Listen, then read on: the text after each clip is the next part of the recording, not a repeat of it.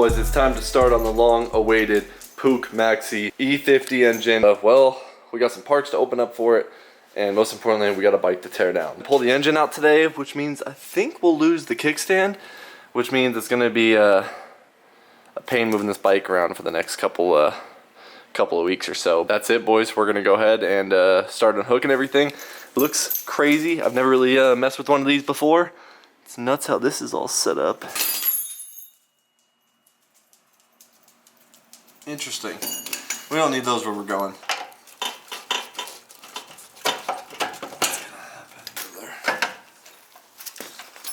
Alright boys, so this is where we're leaving off right now. We just cleaned it up, power washed the actual engine off, took the cylinder off, everything like that. So now it's time to come in here and split these cases. The thing is, it's these flathead bolts, and I got one to break loose using like a hammer and a big flathead. Struggling to crack those bolts loose, and then I got this $2 screwdriver from Harbor Freight with a really thick tip on it because mine were too thin. They were having too much play, and I was able to crack every bolt loose quite easily actually. Alright, so I said we're going to be getting a lot of parts in for the Puch build, the E50, and what we got here is a lot of parts. We got a whole page of just the items that we ordered here. And you know we had to order it from Treatland. Come on now, one of the sickest spots for moped parts in my opinion. They just got a sweet website. Oh my goodness. Boy. Dude, we got so many goodies in here, dude. Oh. We got the 70, or I guess it's technically like a 64cc or 65cc, whatever it is, POLINI kit. And then we got, don't know what's in this box. Oh, the head. Got ourselves a crank kit. I can't remember what crank this actually was. Rito crank. So, should be pretty good. It's kind of going, I got a lot of help on this build from a homie, and who works on these a lot, so he gave me some ups on what to get. So this is what I'm going with. We got our bearing kit in here, seal kit as well. This is a mandatory part right here that I didn't really think about. Swing arm.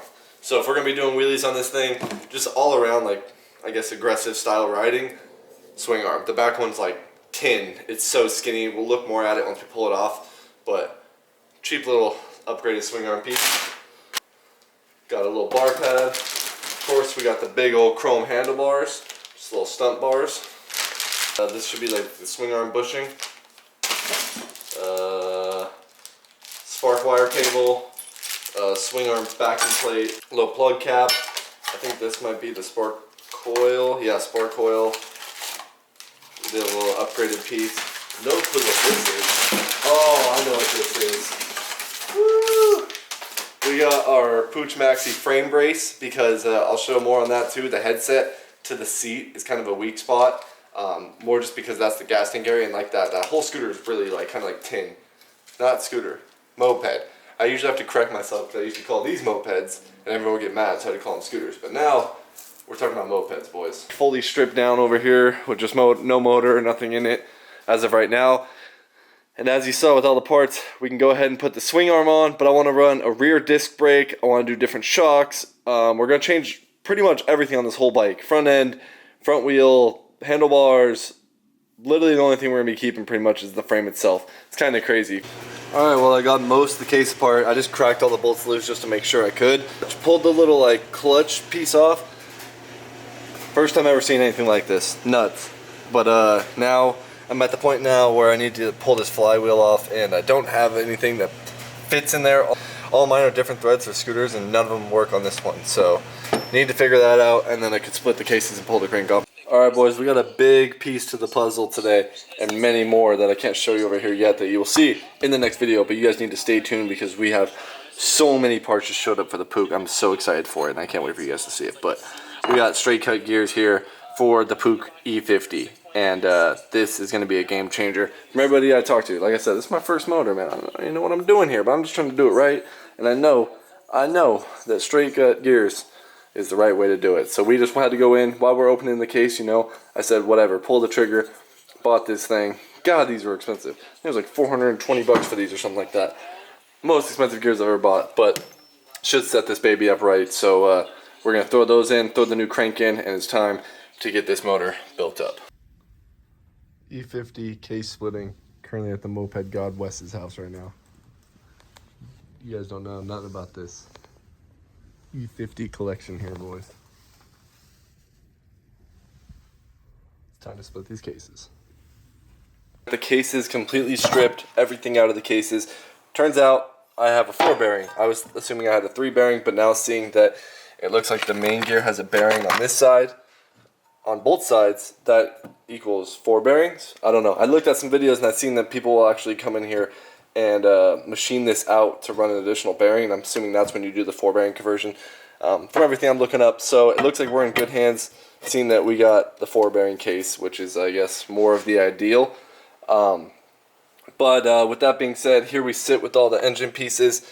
The ignition itself, I don't know if I'm going to be actually running that, or I'm going to go like with a HPI or like a mini rotor, inner rotor. I'm going to look more into that once we get the cases kind of like sealed up. I'm working at one step at a time here, but next thing we're going to be doing is pressing all the bearings on the main gears, etc., etc., and throwing these cases together. But before I get to throwing this together, we got some more work to do, boys. So as you see here, we got some stud, some rod that I'm really plotting on right now, because if you look, the way this POLINI cylinder sits, so with these stock studs being 6 mil and the cylinder being cut for like more of like a 7 mil setup, I guess you'd say.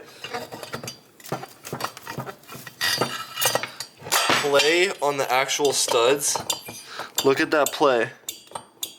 It's just ridiculous, like absolutely just ridiculous. So we do not want that. So I have 2 options here. I have a copper sleeve, which actually fits completely perfect inside of this cylinder, like a glove. And that would pretty much convert it, if you look inside there, convert the studs to being a 7 mil. Or we can do it the right way, which I would say is probably the best way, and get the job done now so we don't have to deal with any issues later on. Actually come in here, drill out these cases to 7 mil, then retap them, and then cut these studs here, place them in there. We still have to come in here and actually match the cases to the cylinder, because there's a whole additional port on the bottom of this cylinder that's nowhere near the cases right here. This whole like port right here, where my finger is covering, this whole transfer right here isn't even close to lining up. So we definitely want to, you know, case match that and clean up this intake, because it looks like it's made of Quikrete. It's terrible. It's absolutely terrible. But that's where we stand right now. We got some work to do to this before we can start slapping everything together.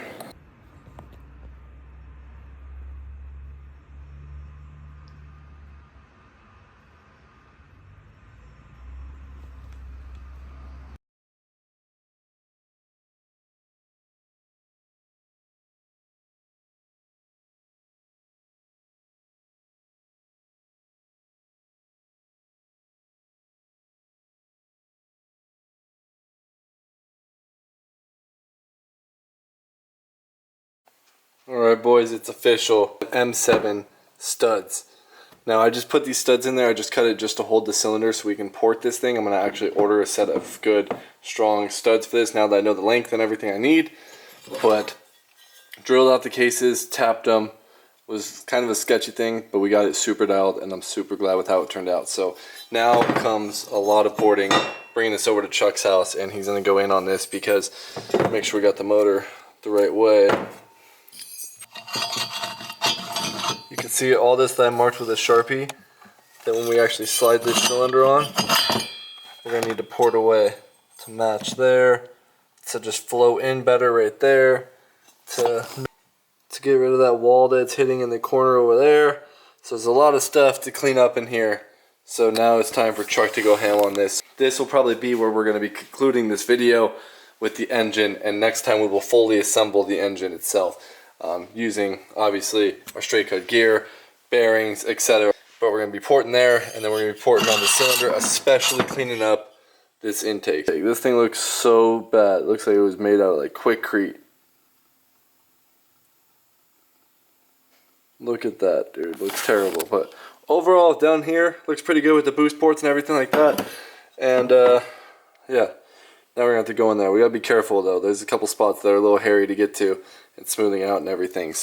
So we got a lot to come with this build. So I just need to figure out a clutch setup and an ignition, and then everything else we already have parts wise. So we'll be able to slap this thing together next time. Of course, we have all our stock parts all pulled out, stock crank, everything pulled out, and it's actually crazy how heavy the crank is. And this main gear is heavy, but a lot to come with this, learning every step of the way. That's gonna do it for the first Puch E50 build video. It's been a long awaiting since we got the project. Well, we did one video on getting the bike running, but I knew this was gonna be a crazy deep build series, so I pretty much changed every part on the bike. We'll get into that next time, but make sure you guys leave a thumbs up. If you're new to the channel, make sure you guys subscribe. Like 80% of the people that watch the videos don't even subscribe, so it literally takes 2 seconds. Show us some support on the channel, subscribe, and I'll see you guys in the next one.